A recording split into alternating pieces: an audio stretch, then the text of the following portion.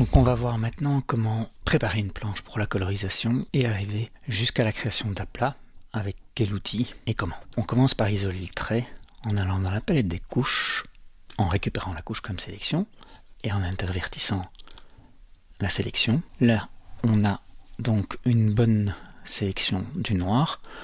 Je vais passer en niveau de gris, ce que j'aurais déjà dû faire avant pour pouvoir faire quelque chose, sinon je peux rien faire du tout.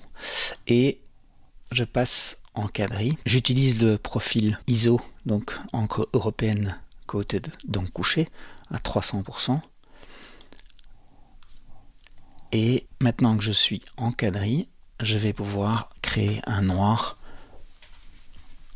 pur sur un nouveau calque en remplissant avec, pour être précis, la couleur non pas une espèce de noir sale on va dire, mais un noir pur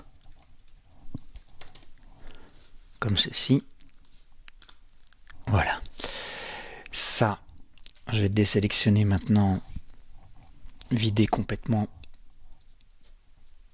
et renommer ça fond.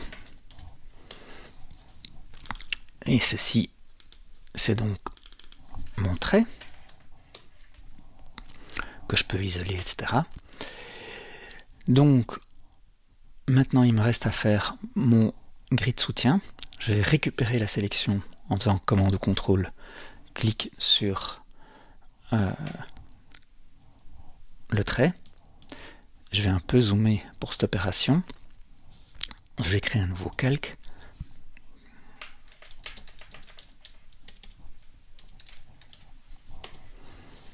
Que je vais mettre en dessous. Je vais contracter légèrement, et c'est pour ça que j'ai zoomé.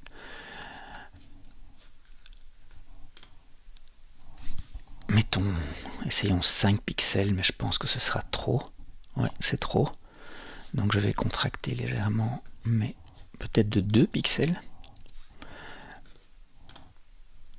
Ça, je pense que c'est bien. Et je vais remplir donc ce calque, voilà, avec une couleur de base de grid soutien, c'est-à-dire 70, 60, 60, 0. Alors à quoi ça sert? C'est un gris riche et ça empêche en réalité le noir lors de l'impression d'être un peu terne. Si je fais un affichage en couleur d'épreuve, peut-être que en mode produit, oui voilà, en mode produit, je sens qu'effectivement ce noir ici, on l'aura peut-être mal à la vidéo, mais ce noir ici est plus riche. Donc grid soutien, trait, tout va bien. Je vais créer un calque de couleur maintenant extrêmement basique pour juste montrer la méthode pour créer un aplat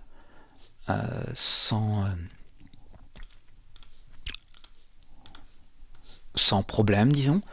Alors on travaille avec non pas le pinceau qui a toujours comment dirais-je, qui a toujours un dégradé, comme vous voyez ici, hein, donc ça veut dire que la couleur ne sera pas bonne, même si je prends un rondinet de pression taille, par exemple, vous voyez qu'il y a toujours un dégradé, hein, il y a toujours des pics qui sont gris, etc., etc. Donc je vais annuler ça, et je vais travailler pour faire mes aplats d'une façon qui travaille seulement avec un pixel plein ou pas. C'est donc le mode crayon. Je vais prendre n'importe quelle couleur parce que le but n'est vraiment pas de travailler, de faire un aplat valide, mais voilà, je peux ici commencer à coloriser.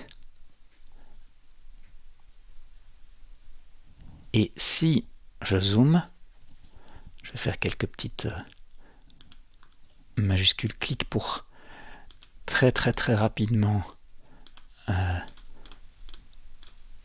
remplir, montrer comment je peux remplir une forme. Hein, donc j'enfonce majuscule et je clique tout le temps. Disons juste pour ne pas passer trop de temps à expliquer ça. tout de même que ça va plus vite comme ceci, et à partir du moment où ouais, ça marche plus vite, et à partir du moment où W pour la baguette magique, voilà, je remplis avec pas de lissage les pixels contigus sur échantillonner tous les calques avec une moyenne faible. Et ici, quand je remplirai avec la couleur de premier plan, voilà, je vais avoir donc quelque chose de parfait au niveau de l'aplat. Vous voyez qu'ici, j'ai du trait ou pas du trait, ce qui me correspond très bien. Je laisse ce qui correspond exactement à ma demande. Je laisse donc ceci comme étant un bon exemple d'aplat malgré les petits défauts que j'ai laissés.